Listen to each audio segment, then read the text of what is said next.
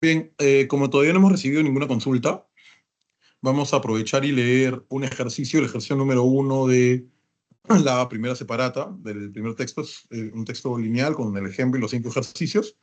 Lo vamos a leer, vamos a ver si cabe hacer un análisis profundo dependiendo de la dureza del texto. Yo entiendo que igual son las primeras semanas, hay que despacio con todos.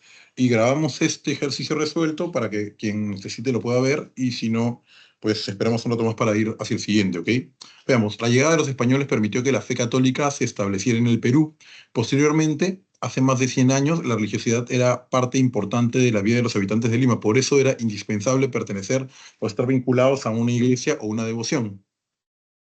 Eh, el 13 de noviembre de 1655, un fuerte temblor sacudió Lima y causó estragos en toda la ciudad. Sin embargo, en un lugar llamado Pachacamilla, para asombro de los vecinos, no se destruyó solo un muro de adobe sobre el que había pintado al temple la imagen de Cristo crucificado, flaqueado en la parte superior, flanqueado en la parte superior por el sol y la luna. Este hecho, que fue considerado como un milagro, generó una chispa devocional, pero la zona quedó tan golpeada que los habitantes abandonaron el lugar. La historia de ese fervor, tan enraizada en el imaginario limeño, ha desarrollado una serie de explicaciones. Por un lado, según el historiador Vargas Ugarte, que es curioso que le digan historiador, porque además es sacerdote, ¿no? No es cualquier historiador, no es un historiador especializado en la historia de la iglesia en el continente. Hacia 1650, una de las cofradías de negros de casta Angola se instaló en Pachacamilla. A diferencia de las demás castas de la zona, no se sabe qué advocación tenía ni a qué iglesia estaba adscrita, pero él asume que el autor del muro fue uno de los miembros de la casta en mención. Por otro lado, María Rostorovsky sostiene que el autor de la pintura había sido uno de los pobladores de Pachacamac, que fue reubicado, por lo que la imagen habría estado en ese mismo lugar desde el siglo anterior. Incluso llega a decir la historiadora que los Pachacamac pintaron a su ídolo en esa pared, el que después se habría cubierto por la imagen de Cristo que vemos hoy, mas no se ha encontrado, al menos hasta ahora, indicios al respecto. Bien, vamos a ver. Número uno, ¿cuál es el tema central del texto? Vemos que la respuesta es la letra D, ¿verdad? El origen de la pintura de Cristo crucificado de Pachacamilla. Seguimos. Dos, el antónimo contextual del término golpeada es E de examen, ¿no? A ver, vamos a mirar. Dice aquí, golpeada. Este hecho que fue considerado un milagro generó una chispa devocional, pero la zona quedó tan golpeada, ¿no? Aquí golpeada es destruida, más bien el antónimo contextual sería construida, ¿no? Lo contrario. Bien, tres, según lo dicho por Vargas Ugarte, en lo que respecta a la casta Angola, A, cotejada con otras castas, se ignora su advocación, es decir, su patronazgo, ¿no? Cuatro, se puede inferir del texto que la pared donde se encontraba Cristo crucificado fue interpretada como un milagro después del movimiento telúrico que destruyó el lugar debido a que la respuesta es la B de Barco, se mantuvo estable frente a los pobladores, donde ellos buscaron una explicación lógica de la cual carecían y lo atribuyeron a un ser sobrenatural. ¿Sí? Cinco, si se encontrara evidencia de que el muro de Pachacamilla primero estaba pintado el dios Pachacamac y luego encima de esa pintura el Cristo, se sostendría que C de casa, la propuesta realizada por María Rostorovsky, sería plausible. Esa es una respuesta un poco obvia, ¿no? Si lo que María Rostorovsky dice que pasó, realmente pasó, entonces lo que ella dice que pasó sería plausible. Eso es lo que está diciendo esa pregunta. Curiosamente, este tipo de preguntas tienen estas respuestas circulares porque pierden fácilmente al estudiante que está apurado a la hora de realizar el trabajo resolutivo de la prueba. Bien, continuamos entonces, vamos a esperar unos minutos más, unos 10, 15 minutos más, a ver si llega gente, y si no, continuamos con el segundo ejercicio, ¿sí?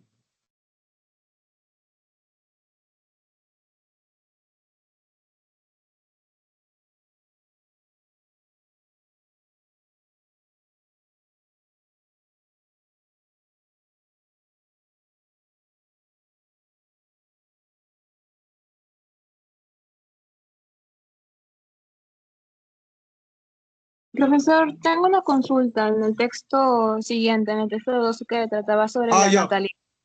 perfecto, perfecto, dime. En la pregunta 3 me dice que es inconsistente afirmar que el Perú dejó de ser una de las naciones con más altos índices de natalidad en América Latina y el Caribe. Y usted me comentó que la respuesta era la B. No, perdón. Yo En el no. texto, no, en el texto 3 creo que es la...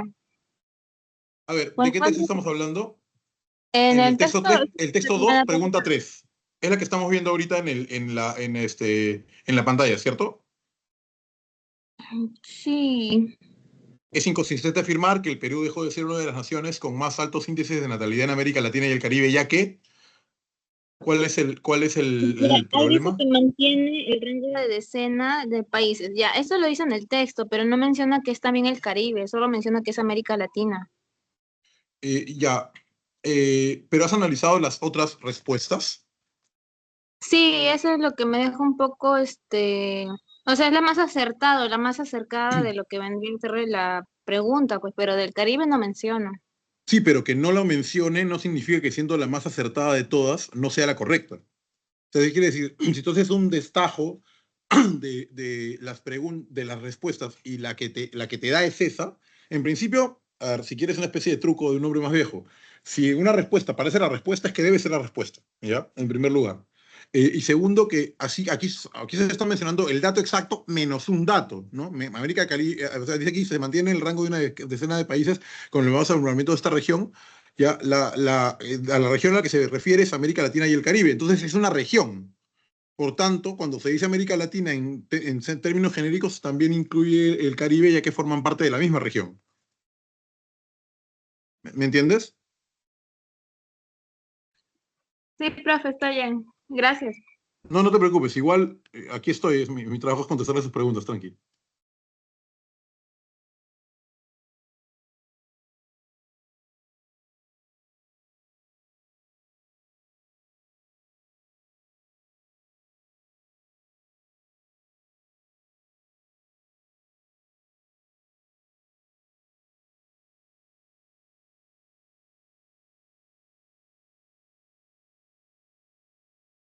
Profesor, yo una consulta más. En la pregunta 4 del mismo texto, la respuesta es la E.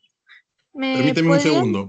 Permíteme un segundo. Vamos al texto. A la respuesta 4 dice, se colige del texto que las proyecciones de la tasa de natalidad peruana para el 2050, ¿no? Indican un rezago de 40 años con respecto de las tasas de natalidad europeas. Dime. Sí, tengo una... Es que no me quedó muy claro por qué esa era la respuesta. Mira esto, aquí hay una pequeña solución que ofrece la misma pre que ustedes no tienen, pero nosotros sí, ¿ya?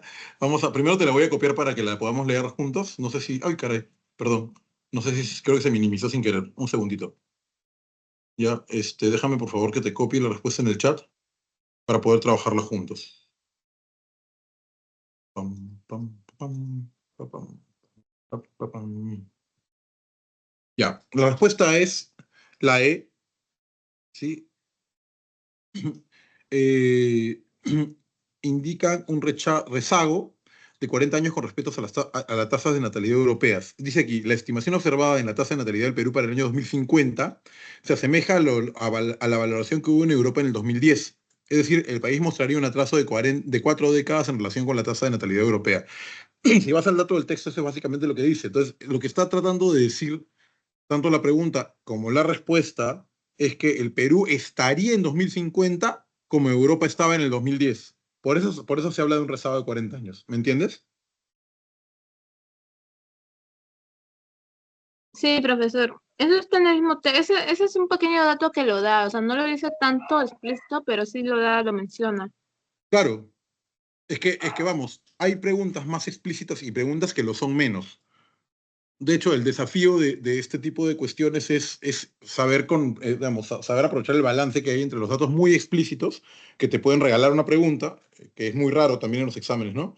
Y los que son menos explícitos, los que implican determinado nivel de deducción. Con lo que, una cuestión que se va mejorando poco a poco, pero la clave es la estructura de la pregunta. Se colige quiere decir se deduce, ¿no? Es algo que se puede sacar del texto, pero no está ahí totalmente de modo directo. ¿Me sigues? La mayoría de preguntas van a tener esta estructura. Cosas que están ahí, pero no se ven de modo absolutamente directo, porque si no tendría poca gracia el nivel de prueba que tenemos. ¿Me entiendes? Sí, sí, profesor, sí, ya le comprendí mejor. Gracias. Dale, dale, tu servicio.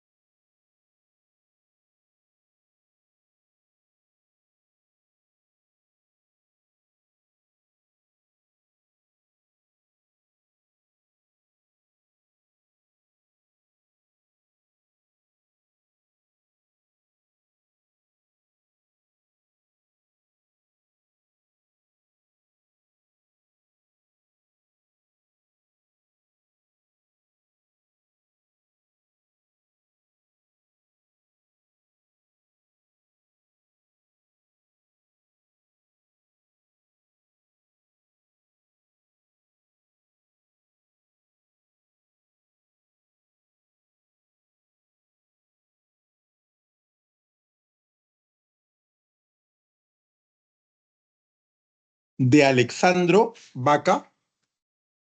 Hola,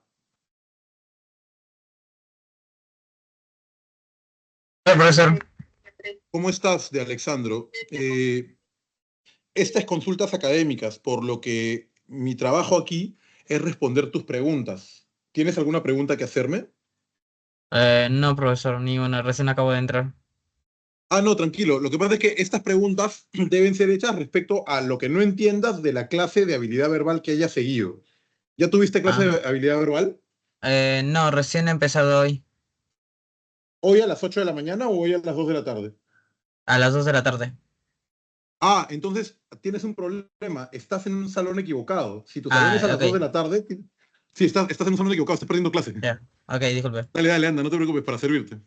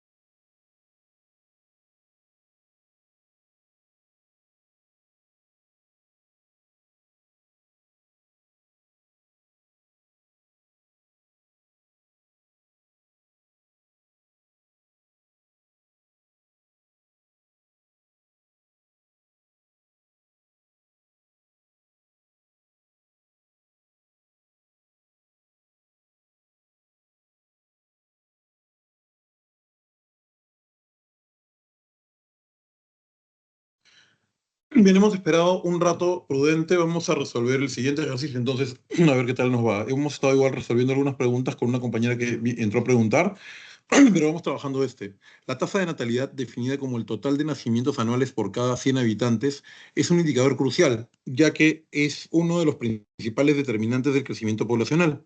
En ese sentido, entender la evolución de la tasa de natalidad es fundamental para el diseño y la implementación de las políticas públicas, en especial en los sectores de salud, educación y pensiones. Además, la baja tasa de natalidad conlleva un menor número de jóvenes que sustentan demográfica y económicamente una mayor cantidad de adultos mayores que crecen a nivel poblacional más y más. De acuerdo con la Organización de las Naciones Unidas, ONU, en 2022, la tasa de natalidad de Perú se ha reducido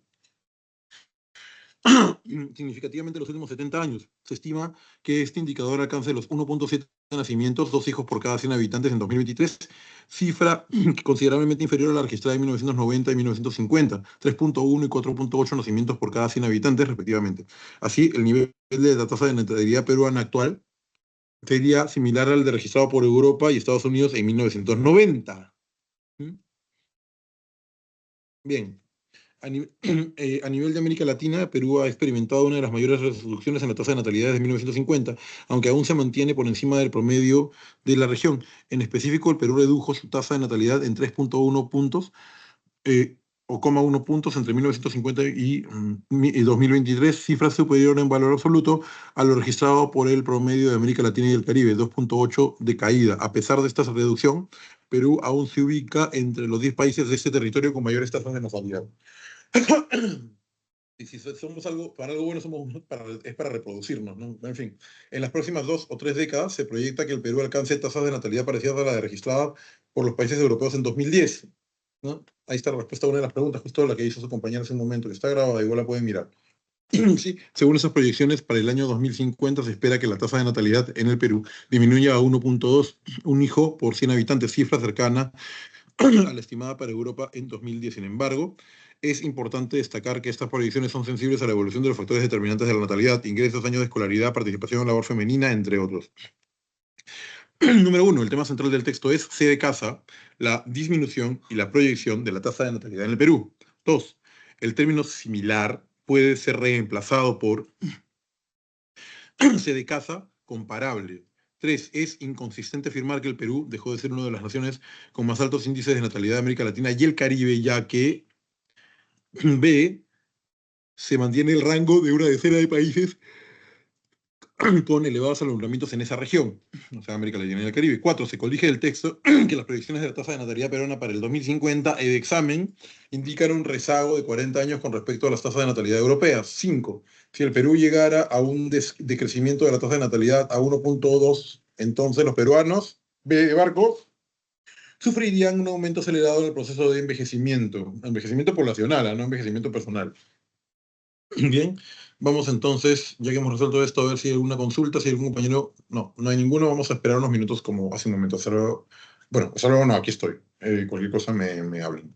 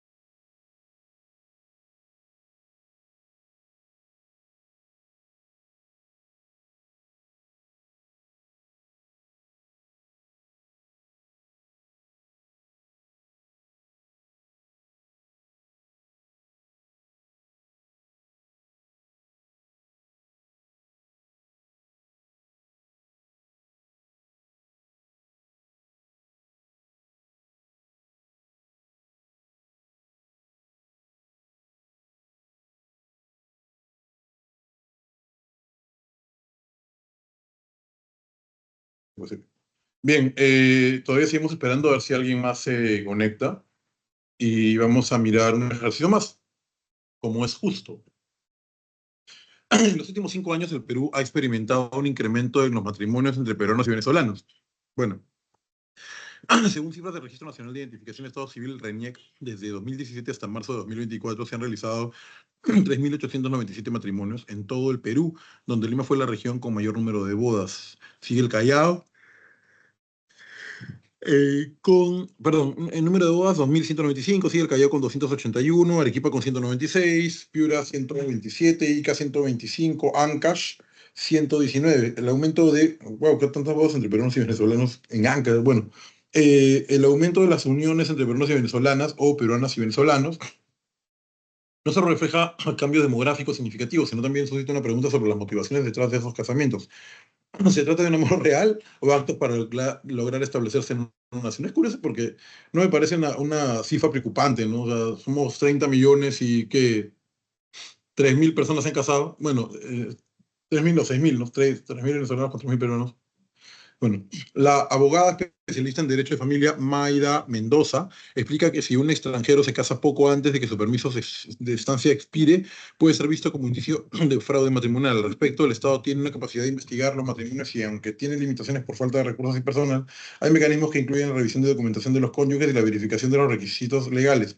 Las consecuencias pueden ser muy serias si se establece que hubo falsedad en el acto matrimonial. Puede llevar a un proceso penal, la cual puede ser castigada, o sea, la falsedad, ¿no? Con una pena privativa de la libertad aproximadamente de 3 años en adelante, dependiendo de la gravedad del caso o de las pruebas presentadas en el proceso judicial. Por lo tanto, el matrimonio puede ser cancelado, dejado completamente sin efecto el contrato, dejando completamente sin efecto el contrato jurídico, manifestó la legista, esa palabra, ¿no? Bien, aquí hay una estadística de matrimonios de peruano-venezolana y de venezolano a peruana, desde el 2017, que son 189, hasta el 2024, que ha bajado, ¿no? 130, pero en el 2023 eh, llegó un tope de 483 personas. Bien, número uno, veamos, quiero verificar una cosa, no sé si este es como que el problema de siempre de todo profesor, ver si ha prendido el micrófono, ¿no? Ya me ha pasado varias veces que he estado dando clase 15 minutos y no me di cuenta que... Bien. El tema central del texto mixto es de dedo, ¿no? El aumento del vínculo nupcial entre habitantes del Perú y residentes de Venezuela. Dos, en el texto el sinónimo contextual de la palabra motivaciones es A de árbol, conveniencias. Tres, resulta consistente afirmar que la imagen de la inscripción en línea de casamientos registra más uniones de ciudadanos peruanos y mujeres venezolanas. Cuatro, se infiere del texto que un matrimonio anulado, B de barco, invalida cualquier beneficio legal que se hubiera obtenido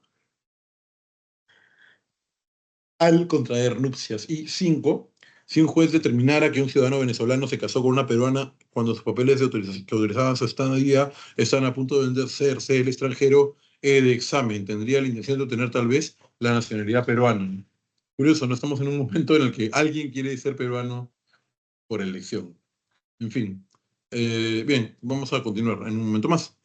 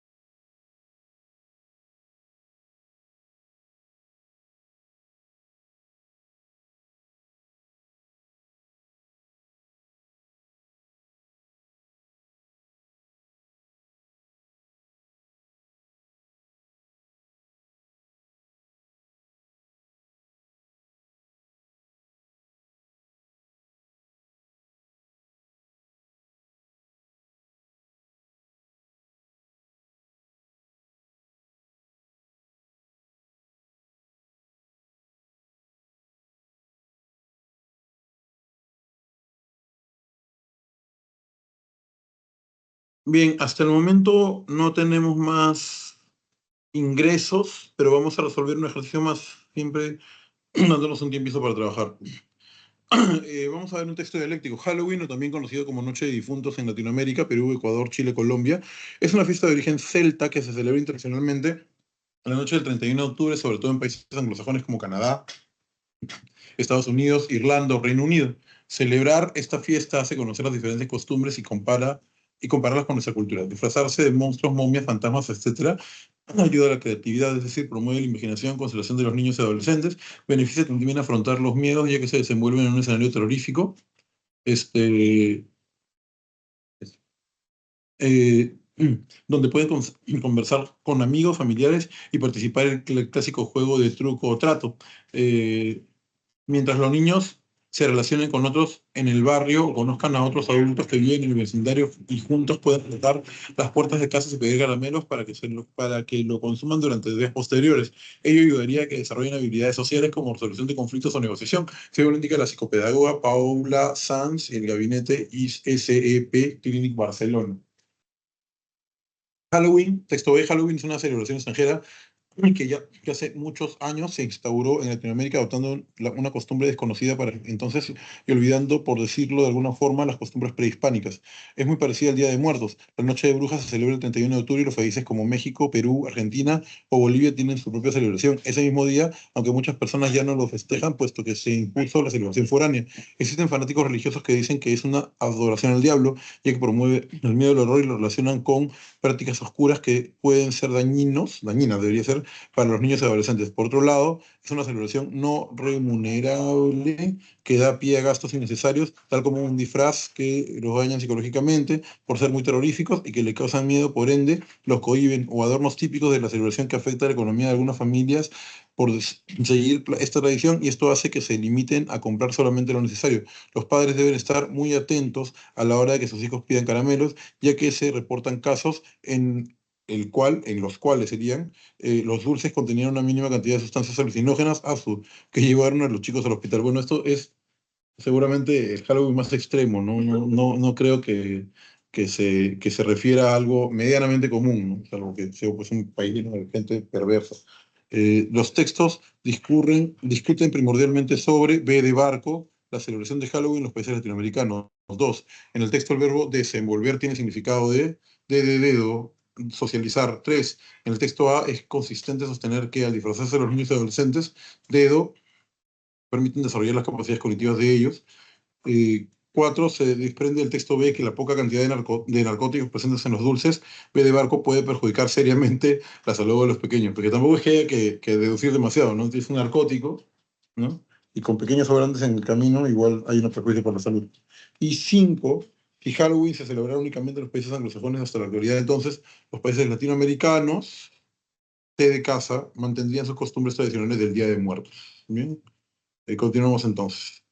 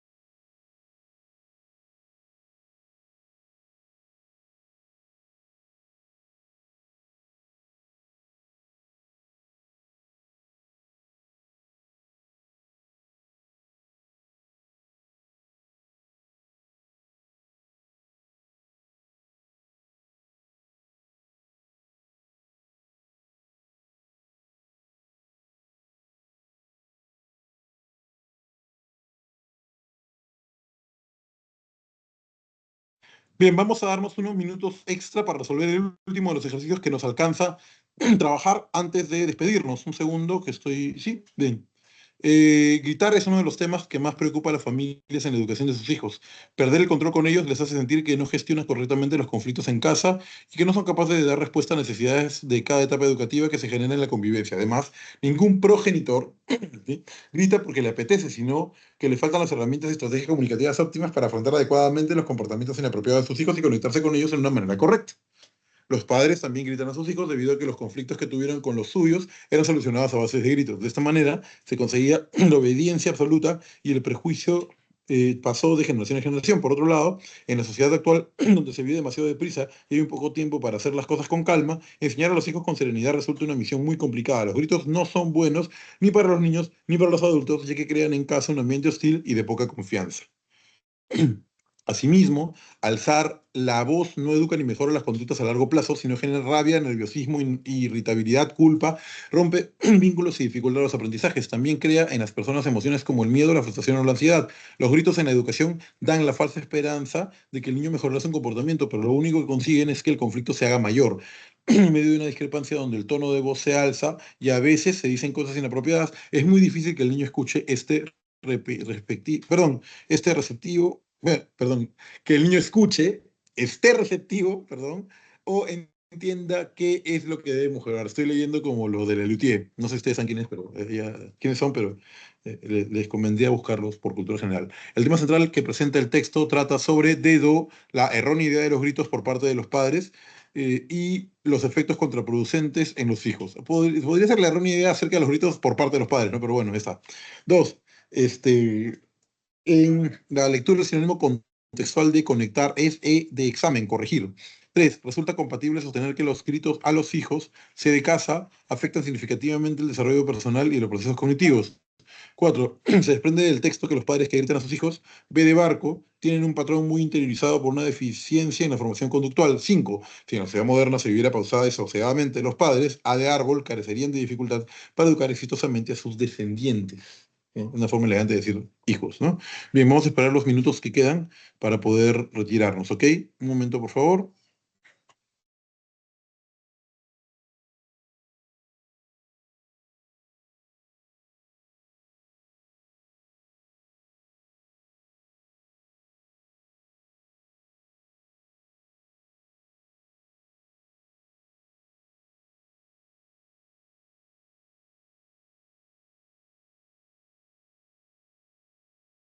A ver.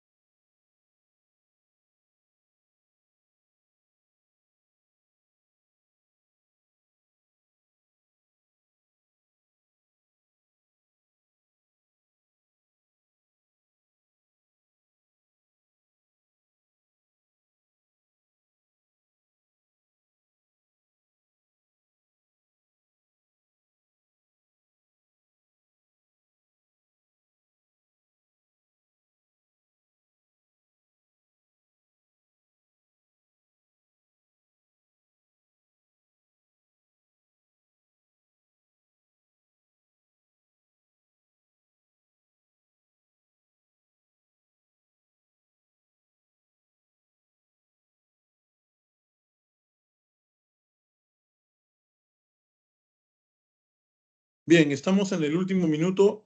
Como no ha habido mayor, mayor consulta, vamos a ir ya dejando el día de hoy. Bueno, es comprensible en la semana inicial que no haya muchas dudas. Además, hay varios muchachos que no han tenido su primera clase de verbal aún. Les deseo mucha suerte, cuídense mucho. Hasta luego, nos vemos. Mi nombre es Carlos Viña. Chao.